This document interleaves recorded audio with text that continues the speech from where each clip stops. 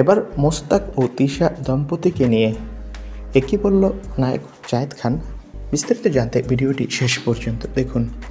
বইমেলায় গিয়ে গত কয়েকদিন আগে কয়েকজন তরুণের রোষানলে পড়েছেন আলোচিত দম্পতি খন্দকার মোস্তাক আহমেদ ও সিনথিয়া ইসলাম তিশা। এরপরও বইমেলায় যাওয়া বন্ধ রাখবেন না বলে জানিয়েছেন তারা। এই বিষয়ে মুখ খুললেন ঢাকাই সিনেমার আলোচিত নায়ক জায়েদ খান। জায়েদ খান বলেন, একতরফা শুধু আমরা তিশা আর মোস্তাককে দোষ দিচ্ছি, কিন্তু এটা আসলে ওদের দোষ নয়, এটা প্রকাশনীর দোষ। দুইটা প্রকাশনী আমার বই লেখার জন্য আমাকে প্রস্তাব দিয়েছিল, বলেছিল আপনার কিছু লিখতে হবে না, আপনি শুধু হ্যাঁ বলে দিন, আমরাই লিখব। জায়েদ খানের মতে তিশা ও মোস্তাক দম্পতির ক্ষেত্রেও এমনটাই ঘটেছে।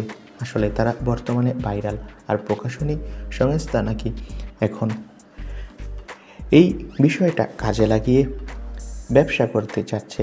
জায়েদ খান বলেন, বাংলা একাডেমির উচিত এই সমস্ত বিষয়গুলি দেখভাল করা আর এগুলোর বিরুদ্ধে রুখে দাঁড়ানো। তো বন্ধুরা, এই বিষয়ে তোমাদের মন্তব্য কি কমেন্ট করে জানাও।